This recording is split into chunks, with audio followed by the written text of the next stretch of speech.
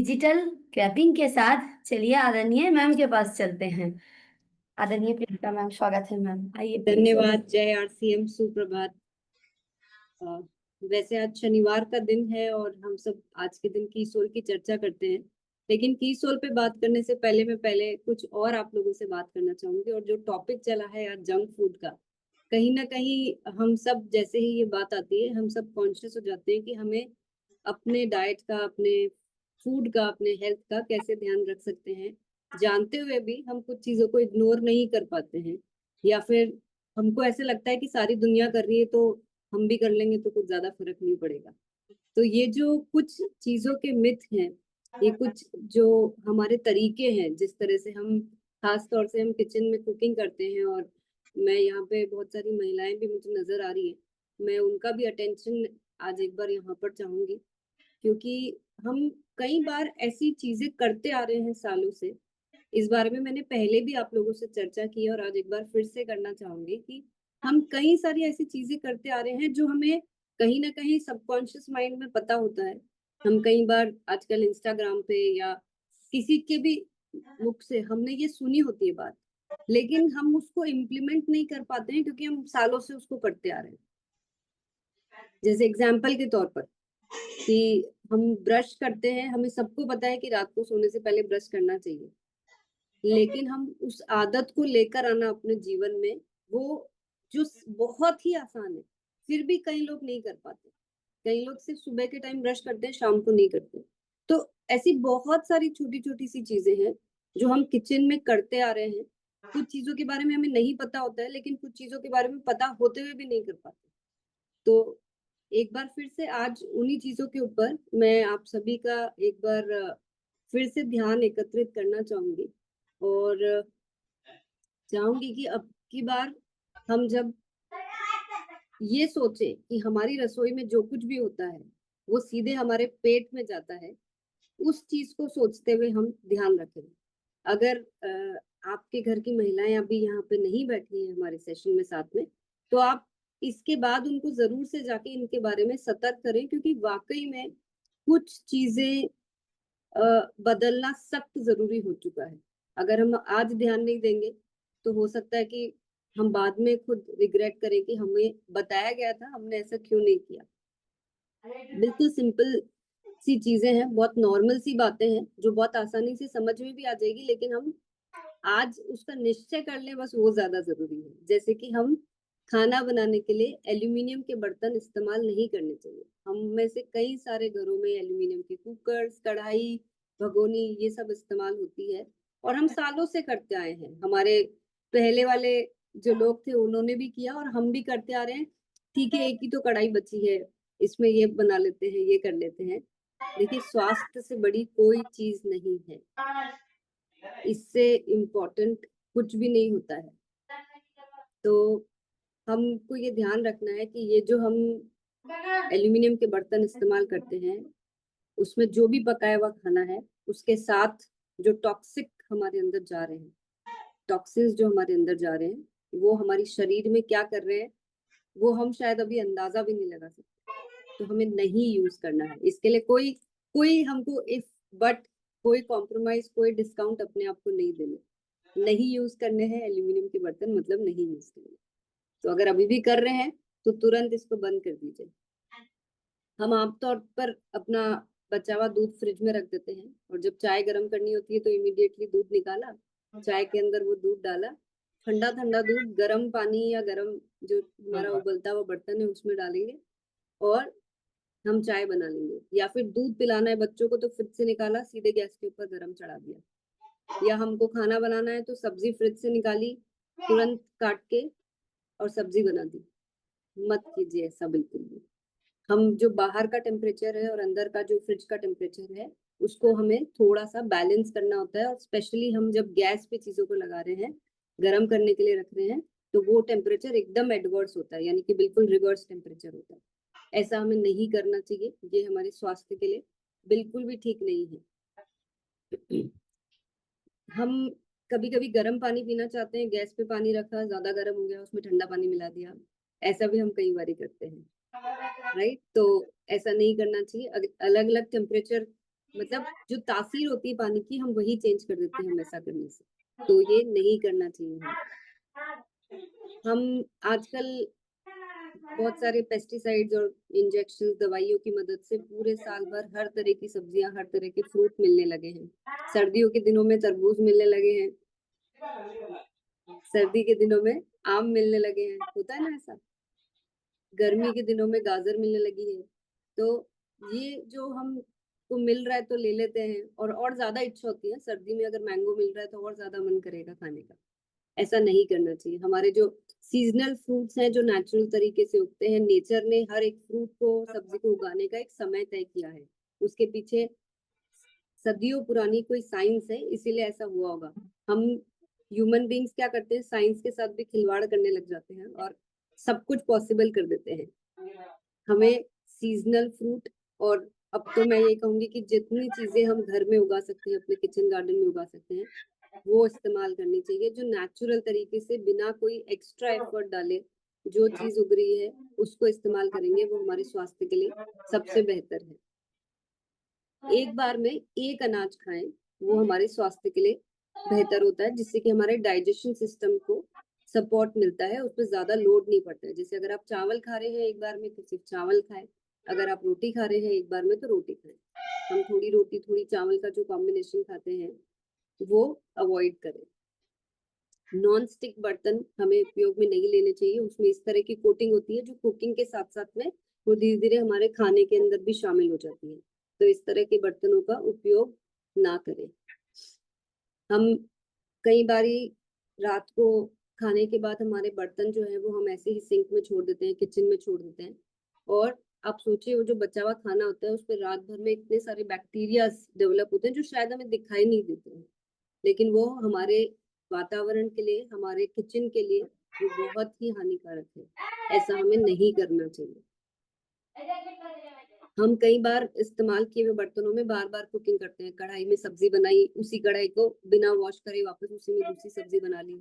चाय में भी अक्सर हमने देखा है, खास तौर से वो जो रोड साइड जो थड़ी होती है चाय वाली, उसमें उसी बर्तन में फिर से चाय को उबालते रहते हैं, उसी बर्तन में बनाए जाते हैं। ये सब हमारे सेहत के लिए ठीक नहीं है करना। और जैसा कि आज हमने सुना कि हमें जंक फूड नहीं खाना चाहिए, हम सब जानते हैं फिर भी अपने आप को कंट्रोल नहीं कर पाते, या फिर हमको ये सब चीजें सामान्य लगती है क्योंकि सभी कर रहे हैं। तो अपने किचन में जितना हो सके उतना हेल्दी फूड का उपयोग करें। जंक फूड का या मैदा से बनी हुई चीजें, बहुत ज्यादा फ्राइंग करी हुई चीजें का इस्तेमाल नहीं करें। एक चीज और मैं आज बोलना चाहूंगी उनको, कि हम सब सौभाग्यशाली हैं कि हमें बहुत समय से ही हमारे बीच में राइस ब्राइन ऑयल आ गया था और हमें एक सही कुकिंग मीडियम मिल गया था। लेकिन सही चीजों को भी सही तरीके से इस्तेमाल करेंगे तभी उसका उपयोग हमारे लिए ठीक है। राइस ब्राइन ऑयल हो या कोई सा भी ऑयल हो, अगर हमने उसको एक बार फ्राइंग यानी कि डीप फ्राइंग के लिए यूज कर लिया है, कुछ तलने के लिए इस्तेमाल कर लिया है, उसको दोबारा इस्तेमाल नहीं करना चाहिए। वो सेहत के लिए बिल्कुल भी ठीक नहीं होता है वो, और हमारी स्वास्थ्य को, जो अच्छा ऑयल हमने खाया है वो ही हमारे लिए गलत साबित हो जाता है। तो सही चीज को सही तरीके से इस्तेमाल करना भी जरूरी है। तो हम वैसे तो डीप फ्राई करी हुई चीजें कम खाएं, वो हमारे सेहत के लिए अच्छा है, पर अगर हम खा रहे हैं तो उसको, अगर हम फ्राइंग कर रहे हैं तो उसको दोबारा यूज नहीं करना चाहिए। और सबसे इम्पोर्टेंट चीज कि जो खाना बना रहे हैं वो अपने प्यार, अपने ममतत्व, अपनी अच्छी भावनाएं, अपनी पॉजिटिव वाइब्रेशंस के साथ खाना बनाएंगे, तो खाना हमारे लिए टेस्टी भी बनेगा, पौष्टिक भी बनेगा, हमारा स्वास्थ्य भी अच्छा रहेगा। तो मुझे उम्मीद है कि आज ये जो सब बातें हमने सुनी है, देखी है, जिसके बारे में पहले भी हम बात कर चुके हैं, हम जानते भी हैं, हमें पता है, लेकिन हम इम्प्लीमेंट नहीं कर पाते, इसलिए आज सिर्फ आप लोगों को एक बार फिर से याद दिलाने के लिए ये सब बातें मैंने आज आप सबके बीच में रखी। इसके बाद मैं अब आप लोगों से बात करना चाहूंगी कीसोल के बारे में। हम हर सैटरडे कीसोल पे डिस्कशन करते हैं, कई सारे पहलुओं पे बात करते हैं, लेकिन कहीं ना कहीं हम हमें कुछ ऐसी क्वेरीज आती है जिस पे आज एक बार फिर से मैं प्रकाश डालना चाहूंगी, फिर से रोशनी डालना चाहूंगी, और याद दिलाना चाहूंगी कि हम कीसोल में जो कुछ भी डिजाइन करते हैं, चाहे वो प्रोडक्ट है, कोई ट्रेनिंग प्रोग्राम है, या फिर कोई भी टारगेट्स हम सेट करते हैं, उसके पीछे बहुत सारी स्टडी की जाती है, बहुत सारे चीजों का मूल्यांकन किया जाता है और तब उस चीज को सामने लाया जाता है।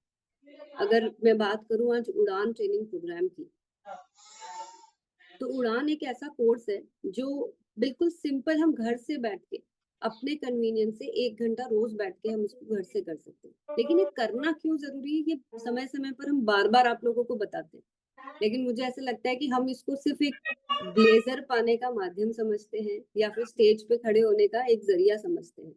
ये उससे कई गुना बड़ा है, बहुत ज्यादा बड़ा है। क्योंकि मैंने ये पाया है कि खास तौर से मैं यहाँ पे महिलाओं के लिए कहना चाहूंगी कि जो ऐसी कई महिलाएं हैं जिन्होंने अपनी लाइफ में कभी मेकअप नहीं किया, ऐसी कई महिलाएं हैं जिन्हें सैनिटरी नैपकिन के बारे में कुछ भी नहीं पता, ऐसी कई महिलाएं हैं जो सालों से गलत लॉन्जरी पहनती हुई आ रही है। उन्हें नहीं पता कि ये स्किन केयर क्या होता है, उन्हें नहीं पता कि लोगों से बातचीत कैसे की जाती है। इसमें कुछ गलत नहीं है कि उन्हें नहीं पता है। हमने एक पहल की कि उन्हें बहुत आसानी से उनके घर बैठे बैठे उन्हें ये सारी चीजें आसान तरीके से सिखा दिया जाए, जिससे कि वो जो कीसोल का चुनाव उन्होंने किया है, वो ना सिर्फ उनको प्रोडक्ट यूज में बेहतर तरीका बताए, बल्कि वो जब लोगों से बात कर रही है तो थोड़ा कॉन्फिडेंस के साथ कर पाए। हम आज कोई भी चीज को बिना सीखे करते हैं, बिना जाने करते हैं, और बिना उसकी जानकारी के किसी और से बात करते हैं, तो डेफिनेटली उसमें हम कुछ मिस्टेक करेंगे, हमारी कॉन्फिडेंस की कमी होगी। और सबसे बड़ी प्रॉब्लम तब आती है जब कोई सामने वाला हमसे कोई सवाल करता है और हम उसका ठीक से जवाब नहीं देता। उस वक्त सिर्फ आप अपने इम्प्रेशन को खराब नहीं कर, आप कीसोल एज अ ब्रांड को हमेशा के लिए सामने वाले के दिमाग से नेगेटिव कर देते हैं। इसीलिए जरूरी है कि हम जो कुछ भी करें वो सीख कर करें। आपको जो उसमें से अच्छा लगता है आप उसमें से वो पिकअप कर सकते हैं। आपको लगता है मुझे हाइजीन पे काम करना है, आप वो करिए। आपको लगता है मुझे मेकअप पे काम करना है, वो करिए। यहाँ पे जितने पुरुष साथी बैठे, मैं उनसे ये कहूंगी कि आप इसको एक प्रोडक्ट कैटेगरी की तरह समझ के उस पर काम करना चाहते हैं, आप उस तरीके से करिए। लेकिन जो भी कर रहे हैं सीख कर करिए। बिना सीखे करेंगे तो आप कुछ ना कुछ मिस्टेक जरूर से करेंगे, कुछ ना कुछ अधूरापन हमेशा से रखेंगे। और अगर एक बार उड़ान कर भी लिया है तो दोबारा करने में कोई नुकसान नहीं है, क्योंकि वो आपको कुछ बेहतर ही बनाए, कुछ उसमें से अच्छा ही सीख कर देगा। अगर एक बार में सब चीजें सबको सिर्फ सुनने से समझ में आ जाती, तो आप सोचिए कि पूरी दुनिया कहाँ पे होती। हर कोई स्कूल जाता है, हर कोई कॉलेज जाता है, हर कोई पढ़ाई करता है, हर कोई क्या इंजीनियर डॉक्टर या एक सुपीरियर डिग्री पे पहुंच जाते हैं, या हर कोई अपने जीवन में एकदम अव्वल दर्जे पे पहुंच जाता है? नहीं ना। क्योंकि एक बार सुनने से कुछ चीजें समझ में आती है, दोबारा और बार बार करने से हम उसमें निपुण होते हैं, थोड़े से बेटर बनते हैं। इसीलिए हम बार बार फोकस करते हैं कि उड़ान ट्रेनिंग कोर्स को दोबारा करते रहिए। और मैं इसमें ये भी कहूंगी कि आप सिर्फ ये सोचते हैं कि हम नहीं करेंगे और हमारे टीम के साथियों को करा लेंगे और महिलाओं को बोल देते हैं आप कर लीजिए। आप कभी भी उनको लिए एक अच्छा लीडर साबित नहीं कर पाएंगे। जब हम कीसोल की बात करते हैं तो आप उनसे कुछ भी करवाने के लिए आपको खुद आना जरूरी है। ये मैंने खुद अपने एक्सपीरियंस से सीखा है कि जब हम ऑफिस में भी किसी टीम मेंबर से कुछ करवाने की बात करते हैं, जब मुझे कोई वो काम खुद नहीं आता है तो मैं खुद ही कॉन्फिडेंस से नहीं बोल पाती हूँ कि इस काम को ऐसे करो। तो इसीलिए खुद सीखना सबसे ज्यादा जरूरी है, तब जाके हम टीम से बेहतर करवा पाएंगे। और यकीन मानिए कि मेरे मुझे पिछले कुछ सालों में और खास तौर से पिछले 2 सालों में ये यकीन से भी ज्यादा यकीन हो गया है कि कीसोल ऐसे कैटेगरी में जितना पोटेंशियल है, हम उसका शायद 1% भी नहीं करते। मैं आपको बहुत सारे उदाहरणों से ये साबित कर सकती हूँ। आप अगर जो लोग भी इस संदर्भ में रुचि रखते हैं या थोड़ी भी जानकारी रखते हैं, तो आप जाके अगर देखेंगे तो कॉस्मेटिक आज वर्ल्ड का और इंडिया का खास तौर से फास्टेस्ट ग्रोइंग कैटेगरी है पिछले कई सारे सालों से। और इस साल जो अनुमान है, जो बड़ी बड़ी कंपनियां कॉस्मेटिक के अंदर आ रही है इंडिया में, वो सिर्फ इसीलिए आ रही है क्योंकि उन्होंने भी वो प्रोग्रेस देखी है जो कॉस्मेटिक ने करी है। और हम जिस क्वालिटी के प्रोडक्ट जिस प्राइस पे बनाते हैं, वो एक्चुअली में एक अजूबा है। ये कोई कर नहीं पाता है। ये मैं और कॉन्फिडेंट से इसलिए कह सकती हूँ कि मैं अभी पिछले कुछ दिनों में मैंने कई सारी एग्जीबिशन अटेंड करी है, कई सारे हम जो कॉस्मेटिक रिलेटेड जो फेयर्स होते हैं, जो जहाँ पे प्रोडक्ट्स हर तरह के ब्रांड दिखाई देते हैं, मैंने खुद जाके वहां पे अपने प्रोडक्ट्स को कंपेयर किया। हम लोग एक्चुअली में जो क्वालिटी बना रहे हैं वो, मुझे पहले ऐसे लगता था कि मुझे कीसोल इसलिए अच्छा लगता है क्योंकि मेरा दिल से कीसोल से जुड़ा है, लेकिन practically we are making world class quality. और मुझे और ज्यादा कॉन्फिडेंस आ गया है इस बात को कहने में कि हमारे प्रोडक्ट्स को आप किसी भी ब्रांड के साथ कंपेयर कर सकते हैं बिना किसी संकोच के। तो जब हम उस तरह की इंडस्ट्री में है जो इतनी बड़ी हो रही है, जब हमारे प्रोडक्ट्स इतने बेहतरीन हैं, तो भी हमें क्या चीज है जो रोक रही है वो उस पर बड़ा करने में? क्यों आज भी हम सिर्फ 1% कर पा रहे हैं, बाकी का 99% क्यों नहीं कर पा रहे हैं? बिकॉज हम सीखने से डरते हैं, बिकॉज हमें ये लगता है कि कीसोल सिर्फ महिलाओं की एक कैटेगरी है। आप उसको उस विजन के साथ देख ही नहीं पा रहे। तो जिस दिन देखने लग जाएंगे उस दिन आपको समझ में आ जाएगा कि हम कितनी बड़ी चीज हमारे सामने है। अगर मैं लॉन्ड्री की आज आपसे बात करूं, तो इंडिया में लॉन्ड्री को अगर आपको समझना है तो ये समझ लीजिए एक अनटच्ड कैटेगरी है पूरी। यहाँ पे या तो बहुत बड़े बड़े ब्रांड्स हैं जो इतने महंगे हैं, जो इंटरनेशनल ब्रांड्स है कि जिसको आम आदमी अफोर्ड ही नहीं कर सकते, या फिर हर स्टेट का कुछ ऐसे लोकल प्रोडक्ट्स हैं जिनकी क्वालिटी की कोई मापदंड नहीं है। हम प्रोडक्ट बनाते हैं ऐसा जो ब्रांड से कंपेयर हो सके, और हमारे प्राइजेस ऐसे हैं जो एक आम आदमी अफोर्ड कर सके। ये कॉम्बिनेशन इंडिया में है ही नहीं। हम लॉन्ड्री पे वो काम कर सकते हैं। अगेन यहाँ पे जितने पुरुष साथी बैठे हैं उनको जैसे ही मैं लॉन्ड्री का नाम लेती हूँ उनकी आंखें एकदम ब्लैंक हो जाती है। आपको ऐसा लगता है कि ये कैटेगरी कोई हमारे काम करने के लिए है क्या? अगर आप इसको नंबर्स के माध्यम से समझने लगेंगे तो आपको ये समझ में आएगा कि ये इतनी बड़ी कैटेगरी हो सकती है। आप जाके जरा गूगल कीजिएगा। मैं आज आपके सामने इसलिए कोई आंकड़े नहीं रखना चाह रही हूँ। जब हम खुद जाके कोशिश करते हैं ना स्टडी करने की, तो हमें यकीन हो जाता है, क्योंकि मैं करके आई हूँ आज आप लोगों के बीच में। तो ये होमवर्क है आप लोगों के लिए कि इन कैटेगरीज को हम कहाँ लेकर जा सकते हैं, ये थोड़ा सा स्टडी कीजिएगा। और सबसे बड़ी बात, इन सारी, चाहे मैं बड़ी ब्रांड्स की, इंटरनेशनल ब्रांड की, किसी की भी बात करूं, जो हम सिखा रहे हैं, जो हम महिलाओं के साथ कर पा रहे हैं, वो 1 to 1 हम उनको जो मेजरमेंट सिखा पा रहे हैं, उनकी जरूरत के हिसाब से उनको प्रोडक्ट दे पा रहे हैं, वो कहाँ गलत जा रहे हैं उन्हें वो गाइड कर पा रहे हैं, वो कोई और करता ही नहीं है। और सबसे बड़ी बात, वो आपको नहीं करना है, वो हम कर रहे हैं। वो सारा सिस्टम हमने स्टैब्लिश कर रखा है कि हमें कैसे महिलाओं को सिखाना है, और एक्चुअली में हम कर पा रहे हैं। आज यही रीजन है कि 8 साल से there is no brand direct selling में जो लॉन्ड्री पे काम करता है। और मुझे लगता है कि हमने ये बहुत सही फैसला लिया है कि लॉन्ड्री को हमारे साथ जोड़ा है। अब इसमें जरूरत क्या है कि जो पीयूसी, जो केएसओ, जो वंडरवर्ल्ड लॉन्ड्री का स्टॉक रखते हैं, उनको उसके बारे में पूरी जानकारी होनी चाहिए, जैसी किसी भी लॉन्ड्री स्टोर के इनरवेयर स्टोर वाले को होती है। हम क्या करते हैं, सिर्फ प्रोडक्ट तो रख लेते हैं। कैसे रखते हैं हम? 2 इसके साइज के प्रोडक्ट रख लिए, 3 ये रख लिए, हमें लगता है हम लॉन्ड्री पे काम कर रहे हैं, प्रोडक्ट रखते हैं। ना उसकी जानकारी होती है, ना स्टॉक पूरा होता है। ऐसे काम नहीं होगा। इस पे काम करना है तो इस कैटेगरी को पूरी तरह से समझना पड़ेगा। समझाएगा कौन? वो जिम्मेदारी हम लेते हैं। इस पे काम कैसे होगा, इस पे क्या करना चाहिए, ये पूरी गाइडेंस हम देंगे। हमने एक पूरा नया प्लान बनाया है, किस तरह से हम लॉन्ड्री रखने वाले इच्छुक स्टोर्स को कैसे हम गाइड करेंगे, कैसे हम इस पे बड़ा काम कर सकते हैं। तो मैं चाहूंगी कि पहले जो ये 2 टॉपिक मैंने आज रेज करे हैं, हाइजीन को तो मैं छेड़ ही नहीं रही हूँ, क्योंकि वहां पे मैं ये नहीं बोलूंगी कि आंकड़ों को जज करके आइए। वहां पे ये बिल्कुल भी नहीं बोलूंगी कि आप उस पे हम कितना बड़ा कर सकते हैं वो सोचें। वो एक ऐसा रीजन होना चाहिए कि सिर्फ भारत की महिलाओं के स्वास्थ्य को बेहतर करना है हमें। सिर्फ एकमात्र उस रीजन के लिए भी हम करेंगे तो हम क्या कर सकते हैं शायद हमें अंदाजा भी नहीं लग रहा है। लेकिन मैं चाहूंगी कि पहले ये 2 टॉपिक पे हम बात करें, और मैं चाहूंगी कि आप ज्यादा पुरुष साथी इस पे बात करें, क्योंकि अगर आपके दिमाग में कोई संकोच, कोई सवाल है, तो मैं पहले उस पे बात करूंगी और फिर हम आगे बात करेंगे। तो मैं यस जी, धन्यवाद मैम। जैसे कि मैम ने बताया है, हैंड रेज करना है और बात करना है। जी, शेर सिंह सर। जय आरसीएम। धन्यवाद मैम। बिल्कुल मैम, हम भी मैंने उड़ान कोर्स किया है, पर वो प्रॉपर वे में नहीं कर पाया था। पिछली बार सेशन मेरा टाइमिंग सही नहीं थी। इस बार भी मैम पिछले महीने मैंने करना था, पर वो उसकी भी टाइमिंग मेरे साथ सूट नहीं थी। शाम का कोई सेशन अगर हो जाए उसमें, तो मेरी बेटी भी साथ में करेगी। धन्यवाद मैम। इसके अलावा जो आपने लॉन्जरी पे बात की मैडम, ये भी हमारी भी एक टैगलाइन है कि गलत लॉन्जरी पहनने से स्किन कैंसर भी होते हैं। ये मेरी टैगलाइन होती है, मैं जब भी कहीं हम मीटिंग में बात करते हैं और बिल्कुल मुझे लगता है कि मैम हम भी प्रॉपर वे में अभी पूरा इस पे ध्यान नहीं दे पा रहे हैं। ये बहुत बड़ा बिल्कुल एक है दूसरी मार्केट बाज़ार भी बहुत बड़ा है इसका, मार्केट भी बहुत बड़ा, डायरेक्ट सेलिंग में तो बिल्कुल कोई करता ही नहीं है। तो बिल्कुल इस पे ध्यान देंगे मैम। धन्यवाद मैम। जय हर्षिंद। मैं थोड़ा सा आपको यहाँ पे करेक्ट करना चाहूंगी। गलत लॉन्जरी पहनने से स्किन केयर होता है, इस तरह के हमको स्टेटमेंट्स नहीं देने चाहिए।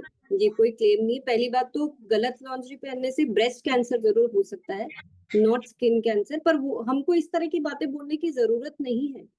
हमको अगर हम इतना भी बोल देते हैं कि महिलाएं कुछ गलत पहन रही है, उसकी वजह से उनको कमर में दर्द हो सकता है, उनको कंधों में दर्द हो सकता है, उनकी फिट खराब हो सकती है, उनका शेप खराब हो सकता है, उतना भी इनफ है। उनको समझ में आ रहा है कि हम कहाँ पॉइंट कर रहे हैं, उनको अच्छी तरह पता है कि वो कहाँ गलती कर रही है, तो वो इनफ है। हमें इस तरह की कोई गलत क्लेम्स, गलत चीजें नहीं बोलनी चाहिए। लोगों का इससे हम पे डिस्ट्रस्ट होता है। जी अजय सर। धन्यवाद। ये सोल तो इतना बड़ा सेगमेंट है कि फिर अभी हम लोग जब इस पे घुसे हैं, उड़ान कोर्स मैंने किया है और 15,000 एसपी करके, और अभी हम लोग आ रहे हैं वुमेन्स एकेडमी में, और साथ में एक टारगेट है कि लगभग 10 लोगों का तभी हम लोग कराए हैं। 100 लोगों का टारगेट निर्जरा बनने का, निर्जरा और निर्भय बनने का। उसमें मैं एज ए लीडर मैं खुद निर्भय बन रहा हूँ, और ये सिलसिला चालू हो चुका है और बहुत बड़ा सेगमेंट है। और जैसे हम ओबीरा पिंड पे काम कर रहे हैं, उसी तरह इस केसोल को अब मैं लेके चल रहा हूँ। ये बहुत छूटा हुआ सब्जेक्ट था। CTMS LV मैं खुद रेगुलर करता हूँ, और स्किन केयर का सेगमेंट जो है, और इसको मैं अपने टीम में शेयर करता हूँ और अपने साथियों के साथ शेयर करता हूँ। तो बहुत बड़े स्तर पे इस पे तैयारी हम लोग कर रहे हैं। Thank you. जी धन्यवाद। रवितेश सर। जी धन्यवाद मैम। मैम ने जैसे कहा कि हाइजीन और अपने कॉस्मेटिक के प्रोडक्ट को लेकर तो हम प्रमोट करते थे, लेकिन सही बात है इस लॉन्जरी को लेकर के थोड़े से पुरुष असहमति